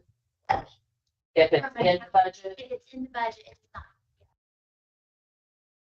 but just to move from one line to another? Because I know equipment is not going to cover. If it's from one series, like a 2000 series to As long a as it's within the same series. same No. series, you can do it that way. Different series has to have a council. Just do it on it though. So that's something that we can look into. I did not want to take all that money out of the state 911 because we're looking at doing that upgrade for the 911 PSACs. What I meant just while Like you're we waiting for can- the approvals, if you go tomorrow, just the way you could order the equipment, because that's the longest lead time. Yeah, I mean, that's what I'd like to do if I can do that and then pay the We can state get it 911 advertised funds back. today. We can go ahead and get it advertised. That way it's ready then for the next week. Right, but we're trying to get the equipment ordered now. That's a whole month. Wait a month. Tomorrow's council. So we'd have to wait an entire month just to ask them. Then And then order the it, and that's a It's- month before it comes in. And then we got to schedule and come after that, so it's another 2-3 weeks. So I've already spoken with them. They said once, if I was able to tell them tomorrow to order, they could have it completed by the July 4th holiday. But now I've got a 3-week to 4-week delay because of the advertising. If she was to pay that statement, would she be able to pay for it? One second. Is it done? You cannot transfer from fund to fund. So we're Yeah. able to transfer from state to. I tried. I see where you're going with. I know that's kind of the suggestions of seeing if you guys know of a way that I can do it. The only thing you could do is do the advertisement now and have council call it session, emergency session, because this isn't like this, fun little upgrade. It's cool to see. This is emergency services that is degraded. So, we could, you could see if they would be open to that, go ahead and announce it and then have them call executive session for special sessions on that. And see if you can get, that way you can move that process up and save 20-something days. Yeah. And did that already hit advertising? Probably not till, when does that advertise? What I sent you. I For the can send it council. out today, I just It need would be to today, take so. a date to progress, so I can get it as early as. So yeah, I can definitely address that. It might be your best bet. You can let them know tomorrow if you want to, you're advertising it and, and you're asking for that to happen if you wanted to. And Well, if, I'm just thinking, if we just swap the project and funding, although I can't do it. I was gonna say I can't take any more because I got a June 4th 911 meeting. But yeah, we'll try and do a special session. But just so you know, that's where the route that we're looking at taking. So, Thank you for your work on that. yeah, I'm trying to expedite it, but now ordering's in the way. It's always tough to- All right, anything else?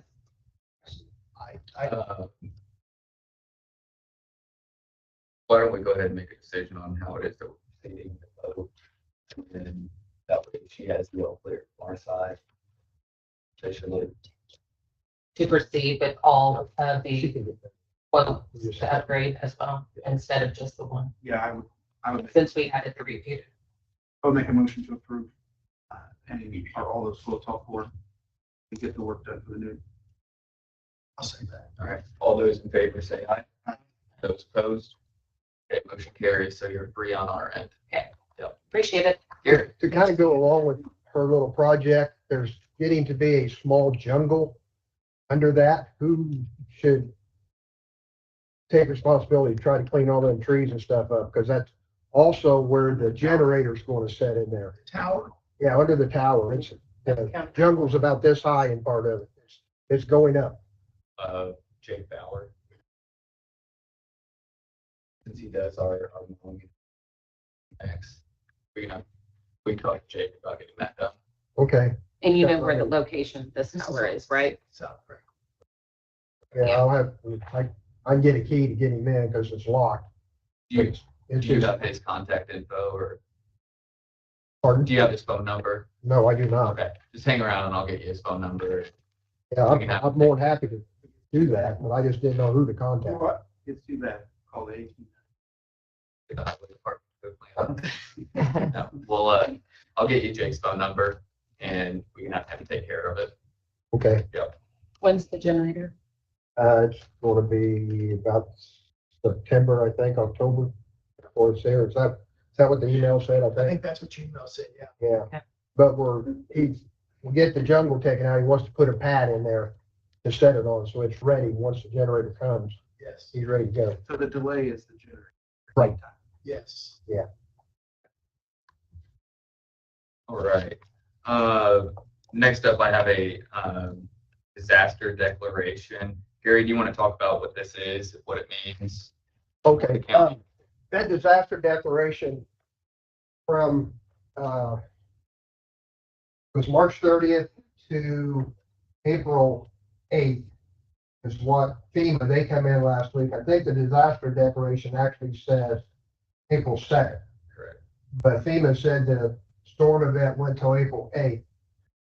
With that disaster declaration, then the cost that the county paid to deal with that, like cleaning up the roads, if you had overtime, RMC, putting up new lines, they can possibly get some of that money back. I think it's 75-25. We had a meeting, they didn't ask for that, but I know they will. We had the meeting with FEMA last Tuesday. Okay, last Tuesday. At the end of the meeting, they said they thought that we had hit our threshold and we should get some back unless somebody above them decided, no, we're not. So, but I'm trying to get all my ducks in a row. So if they come back, okay, where's your disaster declaration? They had another form that I filled out. Can't remember the name of it that they didn't ask for, but I've got it ready to go. And basically that's what that's about, trying to get some reimbursement for all the work that was done during that storm event. I'll say this too, but I was fortunate to be there when FEMA and IDHS came in. Gary did a great job preparing for all that, making sure. I know it's his first rodeo but you did a good job. You were prepared. You had a lot of documentation that they needed and wanted, and it went pretty smooth. I wasn't sure how it was going to go when you have those agencies come in. And really the highway department did a great job. Yeah. I mean, they had stuff laid out. this is what the labor was, this is what the equipment was, this is what the materials was. And that was exactly what FEMA was looking. It went very smooth, very smooth. My only question is this something that we can sign after the fact? It's not something that has to be signed during the actual event? I did question that as well. When, my liaison, the District 9 liaison come down and was talking about that, it was after the fact when we looked that up, and he said that's very normal. That, you know, they put it out later, because when it's happening, you don't know if it's going to be at that point. An emergency. Yeah. You may not know if that's 2 days. Yeah, exactly. That was the only question I have. I really appreciate you guys looking into that and doing that. So, to the best of my knowledge, that's all fine. And, you know, I don't, you guys will need a copy of that, but I'll need a copy to send to my liaison, because that's kind of where I just saw the ball rolling. So he knew that this had been written up. And, so he got the ball rolling. Just, I mean, FEMA, they made the phone call on the Wednesday before saying, here's the date of the meeting, and it's be there, you're done. And they went Just in. for public knowledge, I think the threshold was $125,000. Yeah, I think We were right around 140. yeah, I think that's what they ended up with, something like that. All right, so I didn't entertain motions. Go ahead and sign the. Make that motion. Second. All those in favor say aye. Aye. Those opposed? Carries. Thank you. All right, we had received some quotes for doing some improvements to the bathrooms at the track entrance up on the hill at the fairgrounds. And so it looks like from the 2 different quotes, we had one for $5,770. That one is reusing some of the fixtures and other items that were taken out of the farm and home building bathrooms, since those are getting remodeled as part of the Ready 2 project. The other quote was for $8,558, which was all new fixtures. We wouldn't be reusing any of the old equipment out of the farm and home bathrooms. What's your guys' preference there on proceeding forward with the project? I would say the couple $1,000, $2,500, you go with using the fixtures out of the farm and home center. And that quote also, Jeremy, it talks about epoxy coating the floors, talks about new lights, new electrical upgrades, and painting the interior walls. So a little bit more than just the fixtures, but kind of a little bit of a refurbish of those bathrooms. A good facelift that I think needs to be done. Yes. Yep. Agreed. Okay, so I entertain a motion then to accept the bid for $5,770 presented by Dave Owens. So moved. Second. All those in favor say aye. Aye. Those opposed, motion carries. And Christie, Question though. Yep. Where do those funds come from? That's what I was just gonna say. Commissioners Fairgrounds, it's not the Fair Committee Fund, but it's the Fairgrounds Improvement Fund is where those funds would come from. Which, how much do we have in that? Here, I don't. Yeah, your materials for Monday. I've got the budget pulled up. It'll be the fairgrounds.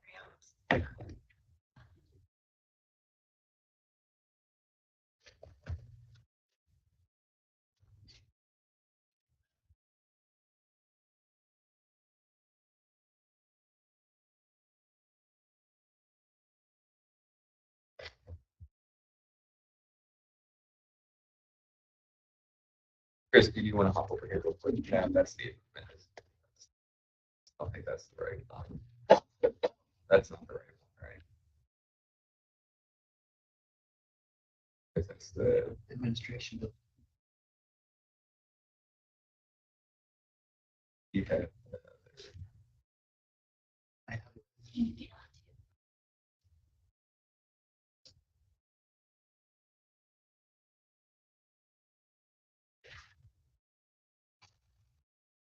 application are you?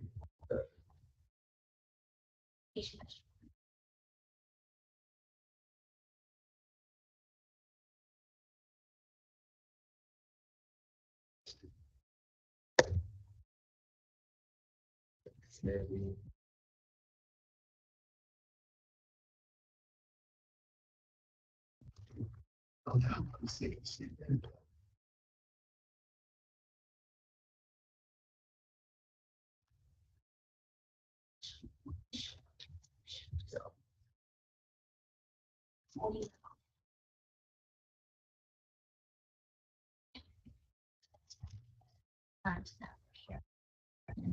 Maybe all the way down. The begin balance on 4910, Mhm. the begin balance was 92, receipts 50. Looks like an imbalance of 6470. So That's for the whole fund. that's the whole thing.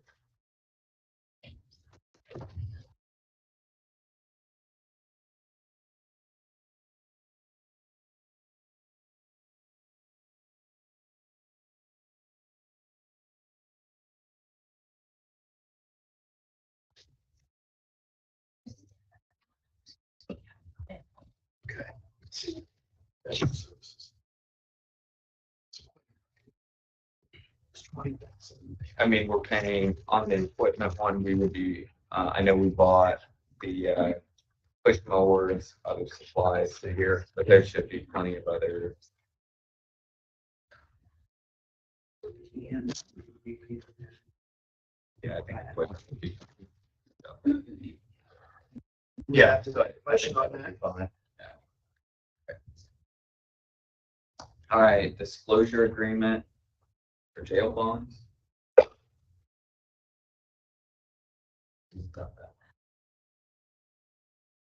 That's on the last issue. Yeah, we did that. Just a hangover.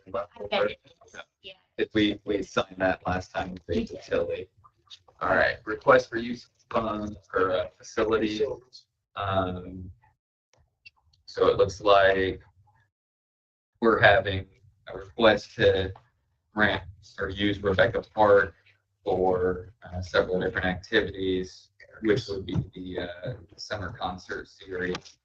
There will be food trucks, Free City Brew will be there, serving some alcoholic beverages. And Taylor Swift.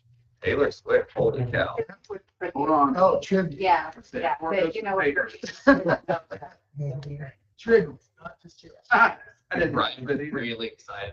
I'm not Swift. Christie, did you see the red knot chili peppers? Red not chili peppers, yeah. I have to make sure to check. Yep. Not, yeah. All right, Erica.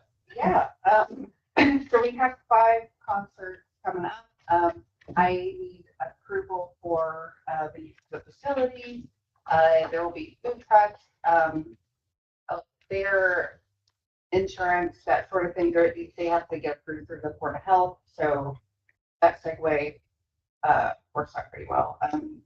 I know Kevin Kreckler. I don't have the certificate of insurance yet. I've been back and forth with him.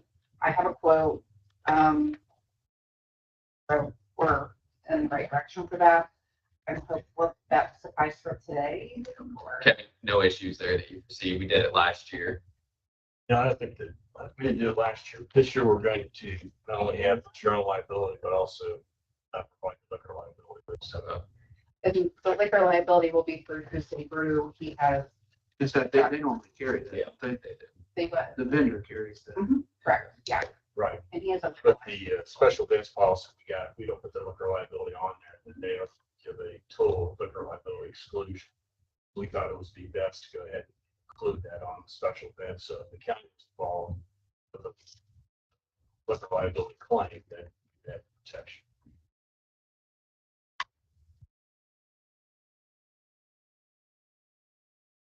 Yeah, I think I'd feel comfortable proceeding forward today. I mean, that'd be obvious. We just need to get insurance. Yes. Yeah. Once I get it. Yeah. I agree. Right. We'll get. I would make a motion for the use of the facilities. All those in favor say aye. Aye. Those opposed? Carries. Thanks, Erica. Thanks for spending your morning with us. It's very. All right, we have an agreement here for Dorset Consulting Services.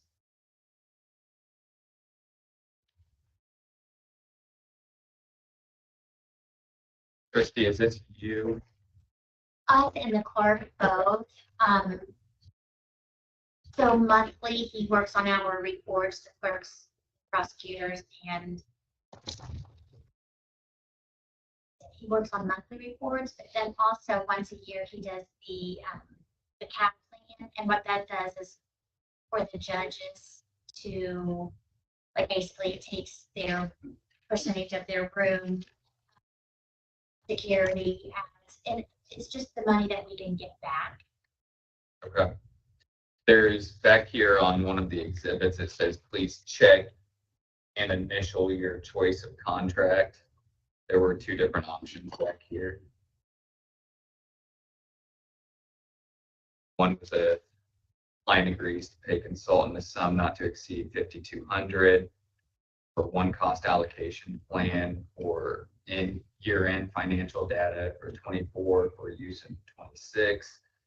The other one is for services provided, client agrees to pay a sum not to exceed $14,100 for 3 cost allocation plans at a cost of $4,700 each for year-end financial analysis for 2024 for use in 2026, year-end financial data for 25 for use in 27, year-end financial data for 26 for use in 28. So he has raised the prices this time. He said it's been the first time. Yeah. Do we know which one we're going with? Which one of those? I think that one was your prices. Whether I believe we get a small discount. Yeah. What do you need? Which one? I was gonna say, I'm looking at your My recommendation. recommendation. That's, you are you happy with Jeff? Yes, absolutely. They're very, very beneficial. These reports are very detailed. It has to do with all our child support payments that we collect. I have to submit a monthly report to them, and then they in turn fill out paperwork that goes to the state that I must certify. It shows what we can actually get, what partial we can get reimbursed from each item claim that we submitted. They're very beneficial. Based on your experience, would you be comfortable entering a 3-year? Absolutely. I I would recommend that, yeah. I mean, it's a $500 savings. Yes. For each year. He is very thorough, and if he ever has questions, he's calling, walking us through things. So you can talk to him questions. Absolutely. Every month I talk to them. Like when we had a state audit this year, they were Good. very helpful with that as well. Good. Good deal. I'll entertain that motion then to Make a motion to sign the 3-year contract. Take advantage of the savings. I'll second that.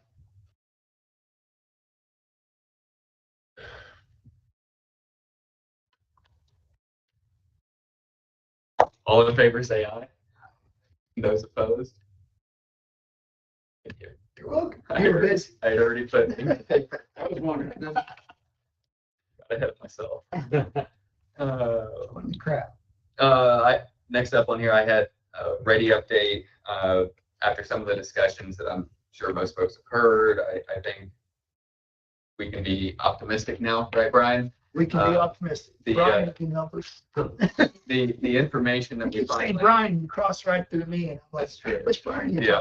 Brian said, I need to sit on the other. You need to sit on the other side. We've gotten information last week that ready funds for projects will start being dispersed. They said hopefully as early as this week.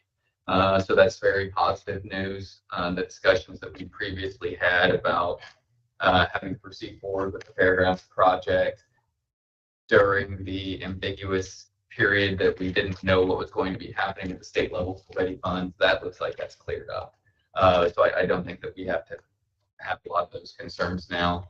That being said, we do have a potential amendment here for our edit plan. This was drafted prior to the info about ready and the potential disbursements here coming quicker. We'd already added in the ready section the money for, what was that, 20 or 25,000 that we did for the ready project fundraising. I think it was 20,000. And then we had already previously added in there the $100,000 for the Parks Department with the ball diamonds. We'd already approved that. I think it was our last meeting in April, if I remember right. But this time, because of the potential shortfalls in ready, or just to ensure that the project continues forward if there is any kind of a future delay in the ready disbursement, so that we can keep construction moving forward without pausing. I did have Chad draft up a amendment here to add $2 million to ready. The county's already obligated under the ready project to pay 1.2 million. And we have confirmed that when ready funds are being dispersed, we can actually pay ourselves back.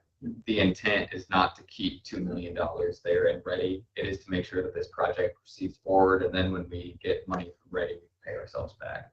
That way we don't have to halt construction just because we're waiting on a ready payment. And cost ourselves a lot more money. And cost ourselves more money from having to start back up. That's what our construction, our general contractor has indicated would be happening. So that is the only new addition here above what we'd already amended. So what are your guys' thoughts on proceeding forward with that at this point with that ready news? As mentioned before, I mean, I believe at this point, I'm committed, into the project, and I'd like to see it continue to move forward. The ready news was very good news. Very welcome. It's still not, and Yeah, just but I like the positive turn. everything. Yes. But it sounds positive. Yeah. I'm in agreement with Gabe, I think. Full steam ahead. I have told Brian Robbins that talking with him about ready is an awful lot like one attorney talking to another, because there's a whole lot of caveats about everything on the ready discussion, is what it has been over the last couple of months. So yeah, I think we're all clear, but it looks very positive at this point. So motion to go ahead and adopt this amended. I'd like a motion to adopt the edit plan. All right, all those in favor say aye. Aye. Those opposed? Motion Do you want carries. some song? That's not 91 seconds. All right.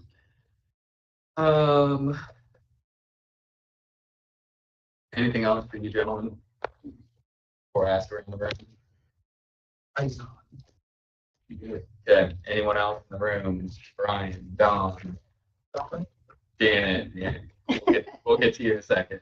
In regard to the comp plan, we had been asked by Doug's office to put the comp plan in our newsletter, so that will start tomorrow. My question on that, is there a deadline for when that survey will finish? It'll be, it'll be 30 days. 30 days from when you originally, like last Thursday. Right, so, yeah. So we'll run that for a couple of weeks then. Awesome. Thank you. Thanks, Don. Absolutely. Janet. I just had a question, and I'm not sure you'll know the answer, but on the north side where they're doing the construction to upgrade and everything, I was told, and I don't know if this is true, that we would be losing 8 parking spots from this, and then the 2 of the new handicap parking spots would be going back away. I don't know if that's true. I haven't heard that. I haven't heard that is exactly happening here. However, when they did the other side, the west side, well, I think there was 8 spots lost. Yeah. So I think that's maybe where that. That's just what one of the construction workers had told an employee here that told me about this. Visually looking at it, looks like there's going to be some reduction in parking, but I can't unequivocally say that. But you're out there looking at it. Oh yeah. Curbs, and there's going to be some. I had not heard that number. You don't know about the handicap spot. Well, we'll have to have them. I mean, we don't have an option. Right. We voted last year to put in the 1 or 2 additional. Two additional.